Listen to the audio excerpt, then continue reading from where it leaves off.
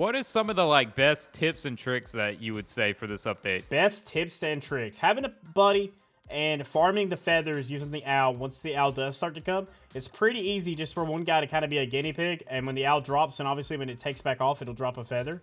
And just doing that, you could farm all the feathers up pretty quickly. And because of that, you can get the fuel canisters, which will help you max out your fire super quick. Yeah, I think I actually ended up accidentally farming like 6 feathers back to back. I know like the owl would land, take off, land again, and that was like 2 feathers. And then like night after night, the owl kept appearing. So like I was just farming feathers and it was able to get the research up instantly. So obviously don't move when he does land because he's going to come after you. And that's the last thing you want though. Yeah, he is pretty scary. Another tip, which we've done this before, use this tip with getting all the badges. Build teleporters to wherever the mammoths are going to be at. It's just going to make your life so much simpler. That way you can get over there, you can farm the mammoth tusk, and yeah, which is going to take you quite some time, it appears, because we're currently working on it. So yeah, if you're in the position where you can build some teleporters, go ahead and do that. I think that's your best bet. Yeah, it's so convenient and easy to just have teleporters right to the far end of the snow biome, and then usually there's like 1 or 2 select locations where the mammoths spawn, and most of the time it's like outside of the ice temple around that region, and you could just keep farming the mammoths quite often, probably every 2 to 3 days, wouldn't you say? Yeah, I think that's a safe bet. Probably, yeah, about 2 to 3 days. Head back over there, teleport, farm them up. Hopefully you get a tusk. You know, we're not having too much luck with it in this run, but hopefully you get a tusk, and yeah, you just teleport back, do what you got to do for a couple of days, you know, keep maintenance up on your camp, and then head back with the teleporter. Yeah, while there is no new badges in this update, you know, the owl being the main primary celebrity for the update, the rarest item in this update is probably going to be the mammoth helmet, and the one people don't really realize is in here because people struggle so much with getting a tusk to even drop from the mammoths. I think we've killed like hundreds at this point, so... Yeah, and not too much luck, so, you know. That is going to be probably... I would say the mammoth helmet's got to be... It's going to be up there with, like, probably the rarest item in the game. Not just one of them. At this rate. Until they change, like, the drop rate of the mammoth tusk. I don't know if they will or not, but until they do. Yeah, and I mean, basically, though, you're going to get, like, this helmet, though. You craft it at the anvil. I guess we should really note on that. Like, you don't craft it anywhere else. You craft it at the anvil. I guess it kind of resembles, like, a Viking helmet almost. Like, Dovahkiin even. Yeah, it is going to require 2 wolf pelts and the 2 mammoth tusks. 2 wolf pelts, super easy. I actually kind of like that it's not a whole lot of crazy things that it's going to require to craft it. But the mammoth tusks are kind of, you know, hard to get. But at least it's not like 5 different things that are hard to get, because that could be frustrating. Or like, I think 8 different things like the chainsaw or something like that. Yeah, which, I mean, it's equally, I mean, the chainsaw can be difficult to craft, but... At least with this, you're going after one item, though. Sometimes I get frustrated having to go after, like, a bunch of different stuff and, like, stack it up versus just being able to, you know, go after one thing and really grind it out. Any other tips you have for them for this new... obviously, this update is kind of limited. There's not a whole lot new. We have the 2 new classes, which are, you know... I guess that's more of like a player preference kind of thing. If that's how you like to play, then they're good classes for you. If it's not, then probably not going to change your life a whole lot.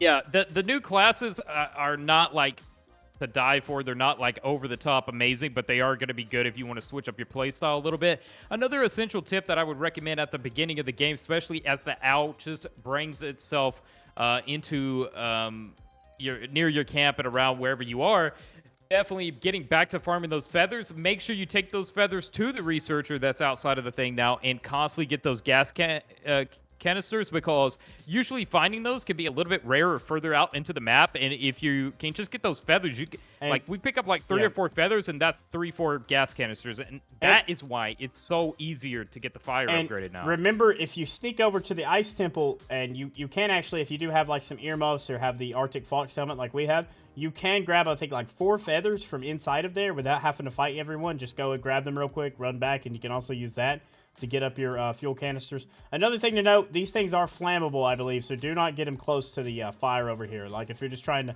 dump your inventory out, you're like, oh, let me dump all my food out, and you have a couple of feathers in your inventory, I'm pretty sure those are flammable, so... Yeah, I wouldn't even want to try it, to be honest, but that is, like, such a key point as well. Like, obviously, you can... And like I was getting to saying, it's so much easier to upgrade the fireplace now. Like, it's like, we got our fire up to max level instantly just with this new method with obviously the feathers, the researcher, and just like Maze was saying, you go to the temple, you can get like 3 or 4 feathers instantly right there, and then that's just even more fuel for your fire to get max level. Exactly.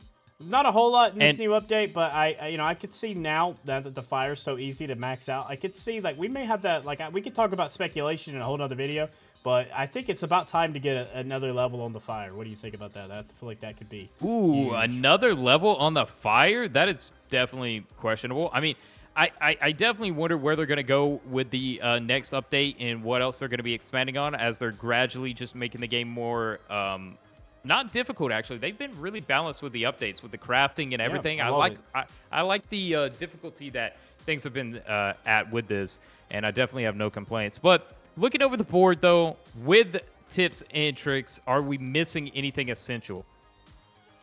Are we missing anything essential?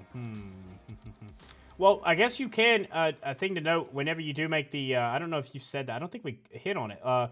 Whenever you do make the complete research of the bird watcher, once her research is complete, she will give you a Gem of the Forest fragment, which is actually kind of nice to get early on because you're gonna have to do a bunch of cultist strongholds in order to get them, which will help you with some of these other late game crafting items. Obviously, we've been over this plenty of times, but you're gonna need those Gem of the Forest. So yeah, just something to think. That's probably the last tip I could give for this update. Yeah, that's definitely the essential one. But we got to get a bonus tip in here. Bonus tip.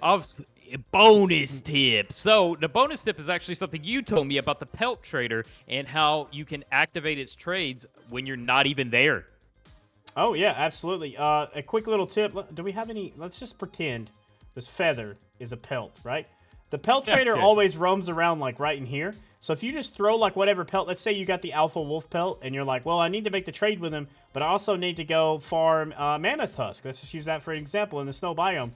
If the pelt trader spawns in, because none of us keep up with what day he's going to be here, none of us know. If you place that wolf pelt wherever that he would normally be hanging out at, as he roams around, he will make he will trigger it. And even if you're all the way over in the snow biome, you'll be able to make the trade and get whatever item you traded for instantly where you're at in the snow biome. It's kind of cool. Yeah, it's definitely useful. And another little bonus. Oh, we got 2 diamonds. But another little bonus. And Blizzard.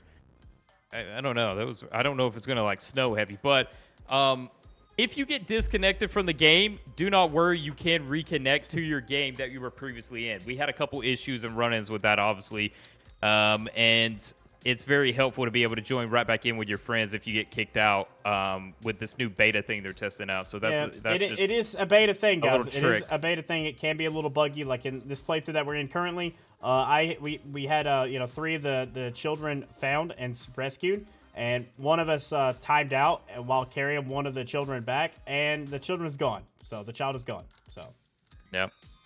Just something. It is beta though, guys. It is beta. We got to be fair about that feature. That's very true. But yeah, subscribe. I mean, that's tips and tricks for the new update. Yeah, hit the like button. Subscribe. See ya.